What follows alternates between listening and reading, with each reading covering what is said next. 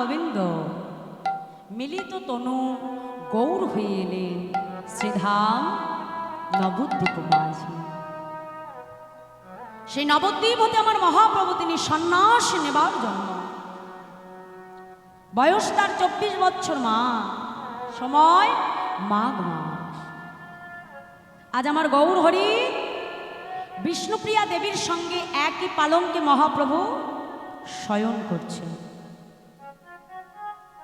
মনে মনে চিন্তা করছে, প্রিয়া এবার তো আমাকে যেতে হবে প্রিয়া। ধীরে ধীরে গৌর হরি বিষ্ণুপ্রিয়ার শয্যা পরিত্যাগ করে নিজের অঙ্গ থেকে বনফুলের মালা, চরণের নূপুর পাদুকা একে একে বিষ্ণুপ্রিয়ার পাশে খুলে প্রিয়াকে ডেকে ডেকে বলছে, প্রিয়া আজ তো আমি সন্ন্যাসীর উদ্দেশ্যে বাহির হচ্ছি প্রিয়া। আজ আমি সন্ন্যাসী হয়ে গেলে একদিন এই জগৎবাসী জানবে যে আমার সন্ন্যাসের পেছনে তোমার কৃতিত্ব কিছু কম না। প্রিয়ার কাছ থেকে বিদায় নিয়ে মহাপ্রভু ধীরে ধীরে আমার সচিমায়ের বন্ধ দরজার বাহিরে এসে দাঁড়াবে। দরজার বাহিরে দাঁড়িয়ে মাকে ডেকে প্রণাম করছে, মা তুমি পারলে তোমার নিমাইকে ক্ষমা করো মা। আমি জানি আজ আমাকে হারিয়ে হয়তো তুমি থাকতে পারবে না মা, কিন্তু মা আজ আমি যদি সন্ন্যাসী না হই তবে আমার কলির জীবকে যে আমি উদ্ধার করতে পারবো না। মা তুমি আমাকে কৃপা করো মা, আমি যেন নিজে কৃষ্ণ বলে কেঁদে আমার এই কলির জীবকে যেন আমি হরি বলে কাঁদাতে পারি। মা আমার কলির জীবকে যেন আমি হরি নামে উদ্ধার করতে পারি। মা তুমি তোমার নিভাইকে কৃপা করো। মায়ের চরণে বাহির হতে প্রণাম করে গৌর হরি জনমের মতো সন্ন্যাসী হয়ে চলে গেল। ওদিকে বিষ্ণুপ্রিয়া স্বামীর পাশে শয়নে ছিল। মা ঘুমাতে ঘুমাতে হঠাৎ করে যেই না পালঙ্কের উপরে হাতটা পড়লো, তার চমকে উঠল, দেখে পাশে তার প্রভু নাই, পড়ে আছে তার প্রভুর অঙ্গের বনফুলের মালা, পড়ে আছে তার প্রভুর চরণের রূপ। বিষ্ণুপ্রিয়া বুঝতে পারলেন তার স্বামী আর তার কাছে নাই। বনফুল মালাটাকে বক্ষ মাঝে জড়াইয়ে ধরে কাঁদে। মহাজন লীলার এক পাশে দাঁড়িয়ে বিষ্ণুপ্রিয়ার এহেন ভাব দর্শন করে তিনি পদাশ্রীতে কলম রাখছে। কে বলছে আজ প্রভুকে হারিয়ে বিষ্ণুপ্রিয়ার দশাটা কেমন? মহাজন বলছে, দেখো দেখো হেথা বিষ্ণুপ্রিয়া চমকি ওঠিয়া আজি পালঙ্কে বুলায়ে হাতে গো, আজি পালঙ্কে বুলায়ে হাতে গো, আজি পালঙ্কে বুলায়ে হাতে গো, আজি পালঙ্কে বুলায়ে হাতে গো, প্রভু না দেখিয়া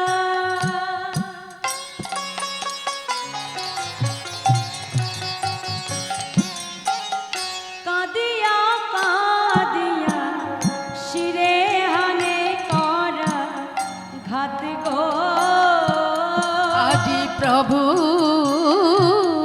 না দেখিয়া কাঁদিয়া কাঁদিয়া শিরিহানি করা ঘাতি গো, বলে প্রভু তুমি কোথায় গেলে? প্রভু কোথায় গেলে এই অভাগিনীকে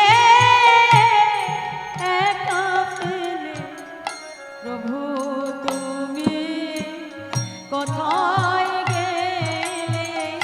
এই অভাগিনীকে একা ফেলে প্রভু এই কি তোমার মনে ছিল? এই অভাগিনীকে একা ফেলে বলে প্রভু তুমি কোথায় গেলে? এই অভাগিনীকে একা ফেলে বলে প্রভু তুমি কোথায় গেলে? অভাগিনীকে একা বলে ফেলে প্রভু তুমি কোথায় গেলে? অভাগিনীকে একা ফেলে বলে প্রভু তুমি কোথায় গেলে? অভাগিনীকে একা ফেলে তুমি কোথায় গেলে? অভাগিনীকে একা ফেলে প্রভু তুমি কোথায় গেলে? নয়ন জলে বক্ষ ভাসিয়ে কাঁদে বিষ্ণুপ্রিয়া, কিন্তু তার মনের কথা এখন কার কাছে বলবে? কোনো মায়ের কাছে যে বলা যায় মা তোমার সন্তান আর আমার কাছে নাই, কিন্তু মা ছাড়া তো তার কাছে আর কেউ নাই। পাগলিনীর ন্যায় ছুটতে ছুটতে এসেছে বিষ্ণুপ্রিয়া, চিৎকার করে ডাকছে মা, মা,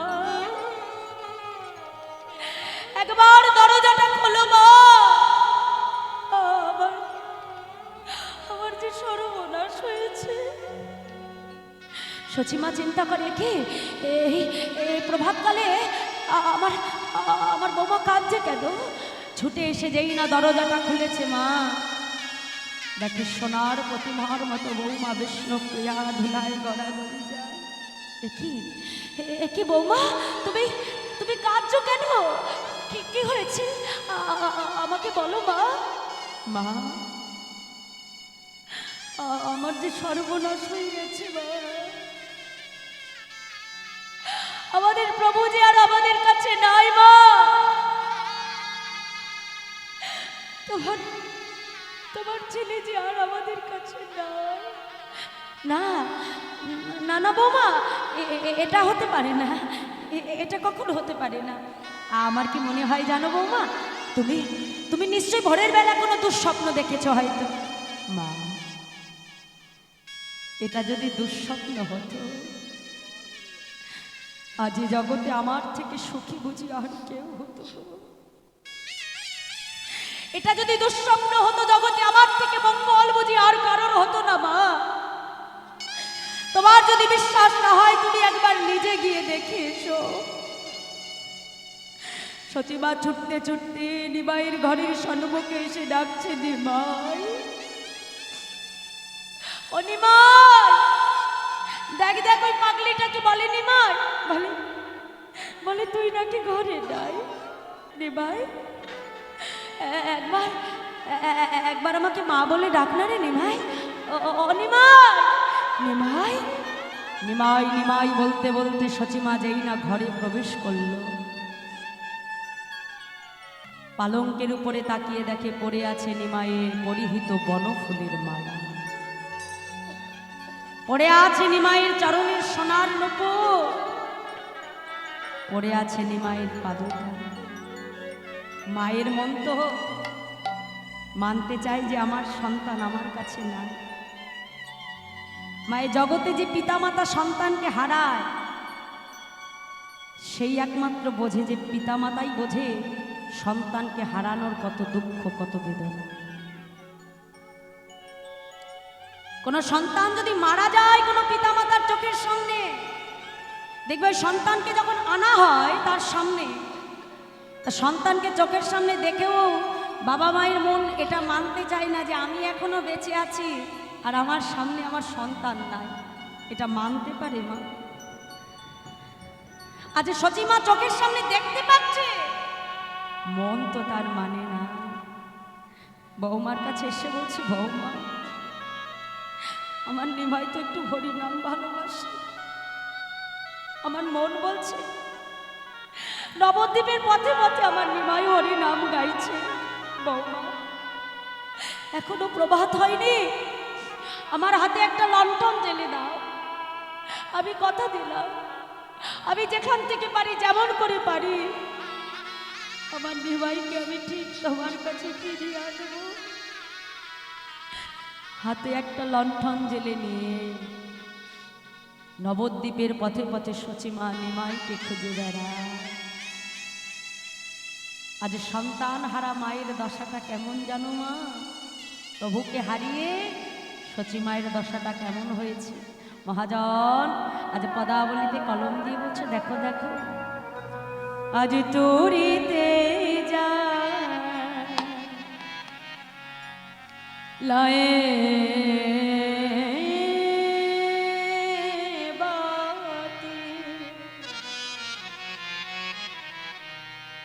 মায়া আমার খুঁজিছে না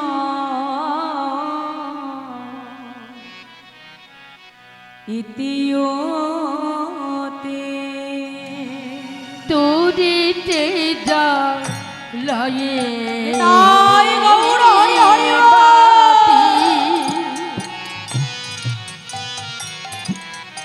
মায়া মারি খুঁজিছেন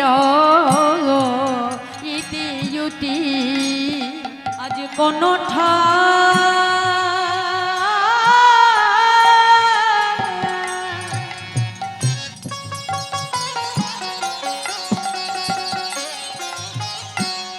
ও দেশ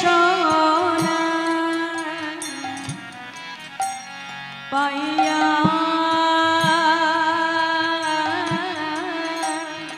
আজ কোন ঠাই উদ্দেশ না পাইয়া বলো তোমরা কেউ কি দেখেছো না বলে তোমরা কি কেউ দেখিছু নাকি বলি তোমরা কেউ কি দেখেছো না কি বলে আমার নিমাই কোথায় গেছে তোমরা বলো বলো নদেবাসী ওরে আমার নিমাই কোথায় গেছি তোমরা বলো বলো নদেবাসী ওরে আমার নিমাই কোথায় গেছি তোমরা বলো বলো নদেবাসী আমার নিমাই কোথায় গেছি বলো বলো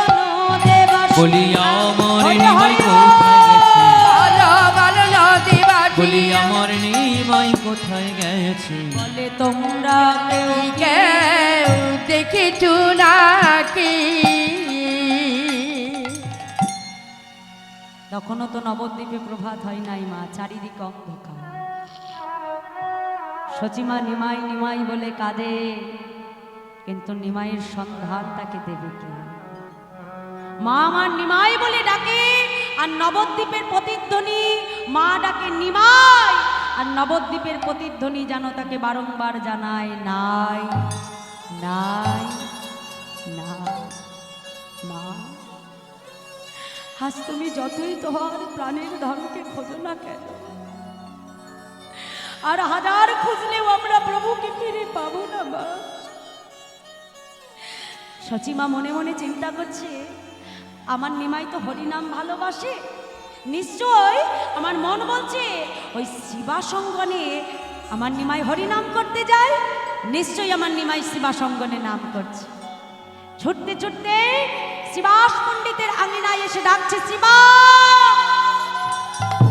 শিবা, একবার তড়া করে দরজাটা খোলো বাবা। শিবা, এ কি এই প্রভাতকালে সচিমা ডাকছে মনে হয়। শিবাস পণ্ডিত ছুটে এসে যেই না দরজা খুললো, দেখে সচিমায়ের আলু থালু বে। এ কি মা, তুমি এমন ভাবে কাঁদছো কেন? কি কি হয়েছে তোমার? শিবাস,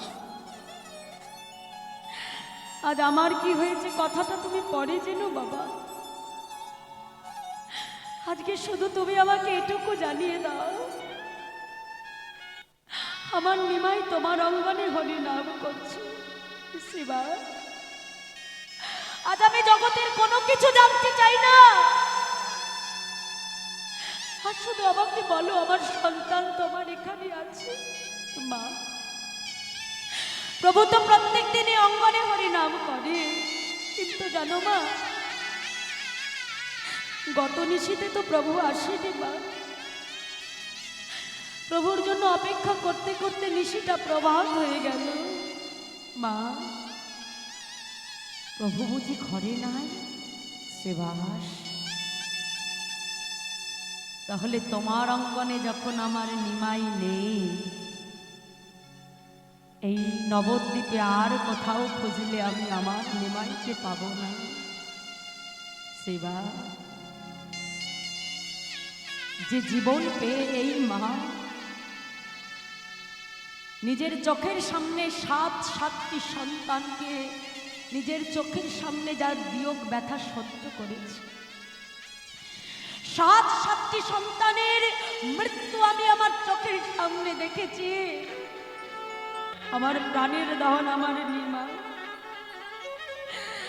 যে আমার অবলম্বন, যাকে এতদিন আশ্রয় করে আমি বেঁচেছিলাম, আজ সে যখন আমাকে ছেড়ে চলে গেল,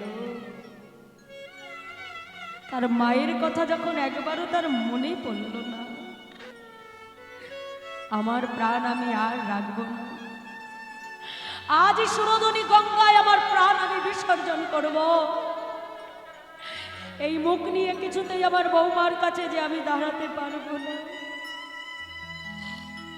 ওই অভাগিনীকে আমি কোন মুখে যেয়ে বলবো, বৌমা, আমি আমার নিমাইকে ফিরিয়ে আনতে ব্যর্থ হয়েছি, আমি দাঁড়াতে পারবো না ওর সামনে, এই প্রাণ আমি আর রাখবো না। সচিমাতা ছুটতে ছুটতে যেই না সুরধনী গঙ্গার তীরে যাচ্ছে মা, ওদিকে সচিমাতার পাছু পাছু আসছে নিত্যানন্দ প্রভু, অদ্বৈতাচার্য, মুরারি গুপ্ত, চন্দ্রশেখর আচার্য, সবাই ছুটতে ছুটতে আসছে। মা, মা,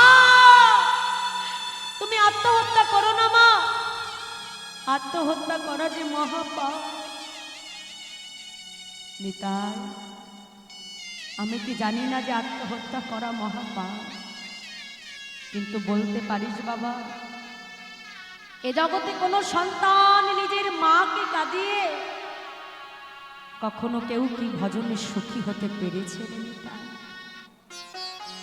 আজ আমি আমার প্রাণ বিসর্জন করে দেখতে চাই মায়ের মৃত্যু সংবাদ শুনে নিমাই কেমন ভাবে তার ভজনে ডুবে থাকতে পারে। মাকে কাঁদি নিমাই কেমন ভাবে ভজন করতে পারে। নিতাইটা ছুটে গিয়ে মায়ের চরণটা জড়িয়ে ধরেছে। মা, আমি তোমাকে কথা দিচ্ছি, আমি যেখান থেকে পারি, যেমন করে পারি, আমার ভাইকে আমি ঠিক তোমার কাছে ফিরিয়ে দেব। নিতাই, মিথ্যে সান্ত্বনা দিচ্ছিস আমাকে? হ্যাঁ, আমি জানি না, আমি জানি না যে একবার সন্ন্যাসী হয়ে যায় এই সংসারে সে আর কখনো ফিরে আসে না। মা, আমি কথা দিলাম, তোমার নিমাই যদি সন্ন্যাসী হয়ে যায় এই নবদ্বীপে তো তাকে আর আমি আনতে পারবো না। আমি শান্তিপুরে অদ্বৈত ভবনে তাকে নিয়ে আসবো, আমি কথা দিলাম। আর যদি সন্ন্যাসী না হয়, আমি নবদ্বীপে তোমার কাছে তাকে ফিরিয়ে দেব। কিন্তু তোমাকেও কথা দিতে হবে, যতদিন না আমি নিমাইকে নিয়ে ফিরবো, তুমি এমন কথা ভুলেও চিন্তা করবে না। কথা দাও? জানি, তাই তাড়াতাড়ি যা। আজ কতদিন হয়ে গেল আমার নিমাইয়ের বদন দেখিনি। যা বাবা, আর বিলম্ব করিস না। নিতাই চাঁদ ছুটতে ছুটতে মুরারি গুপ্ত চন্দ্রশেখর আচার্যকে সঙ্গে নিয়ে আসলেন গুরুদেব কেশব ভারতীর আশ্রমে, যার কাছ থেকে আমার মহাপ্রভু সন্ন্যাস ধর্ম গ্রহণ করেছে। কেশব ভারতী অনেক ছলনার দ্বারা নিমাইকে আটকানোর চেষ্টা করেছিল বাবা, কিন্তু প্রভুর সামনে তার কোনো ছলনা কাজ করে না।